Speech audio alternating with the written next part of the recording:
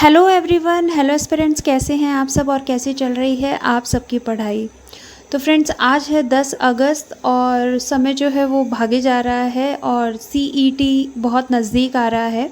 कल मेरे पास एक कमेंट आया था कि मैम हम तो सेकंड ग्रेड की तैयारी कर रहे थे, ये सीईटी बीच में कहाँ से आ गया।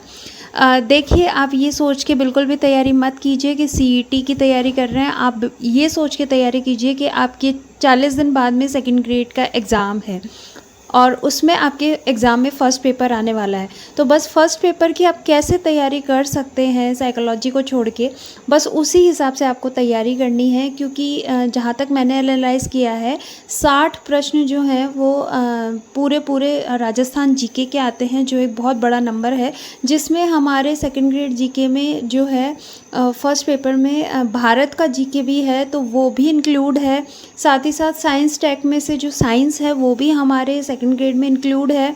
और जो हिंदी है, हिंदी और रीजनिंग, मुझे ऐसा लगता है कि हम ऐसे एस्पिरेंट हो चुके हैं कि हिंदी और रीजनिंग तो हमारे हर एग्ज़ाम में आता है, तो वो हम आराम से सॉल्व कर सकते हैं। और नहीं भी कर सकते तो उसको हम एक एक दो दो दिन भी देंगे तो बहुत ही ऊपर ऊपर से पूछा जाएगा। सीईटी पात्रता परीक्षा है, इसलिए बस ये मत सोच के चलिए कि बहुत डीपली हमको पढ़ाई करनी है। बस पढ़ते हुए चलिए, और अगर ये सोच के पढ़ेंगे ना कि हमारी एग्ज़ाम अब 40 दिन में है, तो हमारा बहुत सारा सिलेबस जो है वो सेकंड ग्रेड का बहुत अच्छे से कंप्लीट हो जाएगा। इसलिए ये क्वेश्चन तो मतलब मुझे ऐसा लगता है कि हमारे बेनिफिट का ही है अगर हम पढ़ते हैं तो। इसलिए बहुत कम टाइम है फ्रेंड्स। एक जो है मैं आपसे एक बात शेयर करना चाहती थी। देखिए, हमारी जो सबसे ज़्यादा प्रॉब्लम है ना, वो ये होती है कि हम ओवरथिंकिंग बहुत ज़्यादा करते हैं। कोई भी चीज़, कोई भी न्यू जो चीज़ है वो हम स्टार्ट करने में सबसे पहले हम ओवरथिंकिंग बीच में ले आते हैं कि ऐसा नहीं तो ऐसा होगा, ऐसा नहीं तो ऐसा होगा। एक बहुत सीमित दायरे तक आपकी सोच ठीक है, अगर आप उसके बारे में सोच रहे हैं तो ठीक है। लेकिन अगर आप उसके बारे में बहुत ज़्यादा डीप सोच रहे हैं तो उसको ओवरथिंकिंग कहते हैं। और ओवरथिंकिंग कभी भी अच्छी थिंग नहीं होती है, गुड थिंग नहीं होती है। वो हमेशा आपको नकारात्मकता की तरफ खींचती है। इसलिए ज़्यादा ओवर थिंकिंग ना करें। पढ़ना आपको सेकंड ग्रेड में भी पड़ेगा, पढ़ना आपको सीईटी में भी पड़ेगा, और जब हमारा सिलेबस सेम है तो हम आराम से पढ़ सकते हैं। और फ्रेंड्स, जो हम एक बात जो है वो हाउसवाइफ्स के लिए है, ये है कि वो हमेशा जो है शिकायत की तरफ उनका जो पलड़ा होता है वो भारी होता है कि हमारे पास समय नहीं है और समय के लिए गिड़गिड़ाना पड़ता है। तो क्यों गिड़गिड़ाना पड़ता है, मुझे ये नहीं समझ में आता। समय के लिए, समय जो आपका समय है उसके लिए आपको क्यों गिड़गिड़ाना पड़ता है। रात का समय आपका है, जो सुबह जल्दी उठने का समय आपका है, जो आप बीच में रील्स या शॉर्ट्स देखती हैं वो समय आपका है, और बहुत सारे समय जिनमें आप गॉसिपिंग में लगा देती हैं वो समय आपका है। तो उसमें आपको गिड़गिड़ाने की कहाँ आवश्यकता है। वो समय तो आप अपना खुद का वेस्ट कर रही हैं। तो अगर वो नहीं करेंगी तो आपके पास बहुत सारा समय है। इसलिए प्लीज़, ये जो गिड़गिड़ाना है कि हमारे पास समय नहीं है, हमें समय दो, हमें समय दो, हमें समय दो। देखिए, एक लिमिट तक आप किसी को बोल सकते हो समय दो, समय दो। अगर फिर भी आपको समय नहीं मिल रहा है तो आपको समय को छीनना पड़ेगा। आपको खुद मशक्क़त करनी पड़ेगी उस चीज़ के लिए, क्योंकि कोई भी नहीं आके बोलेगा अब आराम से कि जाके बैठ के पढ़ लो।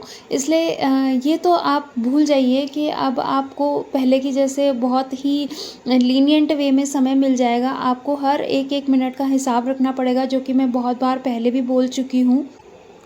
एक फ्रेंड्स, हाउसवाइफ्स में जो सबसे बड़ी प्रॉब्लम होती है वो ये है, प्रॉब्लम क्या एक्चुअल में ये हमारी वीकनेस होती है कि हम जो है बहुत ज़्यादा प्रायोरिटी नहीं देते हैं खुद को। मतलब कुछ भी काम होता है तो उसमें हम अपने आप को सबसे लास्ट में रखते हैं और बाकी सारी चीज़ें हमारे सबसे पहले आ जाती हैं। लाइक जैसे घर का काम, या फिर घर वालों की ख्वाहिशें, या फिर बच्चों का काम, बच्चों की ख्वाहिशें, या फिर जो भी XYZ जितने भी काम होते हैं वो सब हमारी प्रायोरिटी लिस्ट में फर्स्ट टॉप में होते हैं, और हमारी खुद की प्रायोरिटी बॉटम में चली जाती है। और वो इतनी बॉटम में चली जाती है कि हमारे लिस्ट से बाहर ही हो जाती है। हम कुछ सोचते हैं, आप खुद ही देख लीजिए कि आप अपनी हेल्थ केयर, अपनी स्किन केयर कितनी करती हैं दिन में। कुछ भी नहीं हो पाता। सिर्फ 5 मिनट लगती है स्किन केयर में, 5 मिनट लगते हैं हेयर केयर में, लेकिन वो भी नहीं हो पाता। क्यों? क्योंकि हम सोचते हैं कि इसमें तो टाइम वेस्ट हो जाएगा, ये तो बाद में कर लेंगे। हम एक गर्म पानी का ग्लास करने में भी बहुत ज़्यादा ऐसे सोचते हैं कि अरे गर्म पानी पीना ठीक है, कोई नहीं ठंडा ही पी लेते हैं। लेकिन अगर कोई और हमको बोल देता है, घर में बच्चा या फिर हमारे हस्बैंड या फिर हमारे घर में कोई भी हमको बोल देता है, तो हम हाथों हाथ गर्म पानी करने के लिए पहुंच जाते हैं। तो ये हमारी प्रायोरिटी लिस्ट में हम खुद को ही बॉटम पे ले जाते हैं और फिर हम सोचते हैं कि हमारे घर में कद्र क्यों नहीं है। वो इसीलिए नहीं है क्योंकि हमारी जो प्रायोरिटी लिस्ट में हमारी प्रायोरिटी है वो सबसे बॉटम में है, तो उसको हमें सबसे पहले लेके आना है। बस यही प्रैक्टिस करनी है। हमें कोई युद्ध नहीं लड़ना है घर में, या फिर हमें कोई उनसे आर्ग्यूमेंट नहीं करने हैं, लेकिन खुद के लिए जो समय है वो आपको प्रायोरिटी लिस्ट में फ़र्स्ट रखना है। अब जब जो काम आपने सोचा है, देखिए मैंने आपको बहुत बार पहले कहा है कि आप टू डू लिस्ट बनाइए, क्योंकि हमारे काम ऐसे होते हैं कि हमें याद ही नहीं रहते। घर के काम में, बच्चों के काम में, पढ़ाई में हमें यही नहीं ध्यान रहता कि हमें करना क्या है क्या नहीं करना, तो आधा काम होता है आधा काम नहीं होता है। इसलिए अब जो भी करना है टू डू लिस्ट बना के करना है। आप एक मंत्र जो है वो अपना लीजिए कि रात को सोने से पहले आपको अपनी टू डू लिस्ट जो है वो बना के सोनी है अगले दिन की।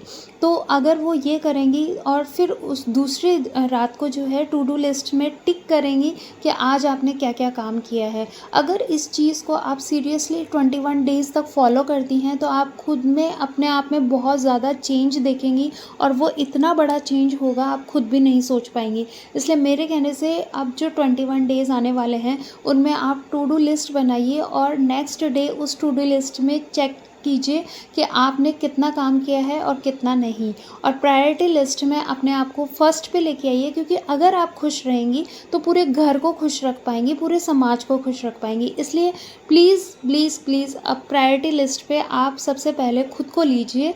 और मुझे ऐसा लगता है कि वीडियो ज़्यादा लंबा हो जाएगा, अभी हमें तैयारी करनी है। तो कैसा लगता है मेरा चैनल और कैसी लगती हैं मेरी बातें, आपको प्लीज़ कमेंट बॉक्स में ज़रूर बताइएगा।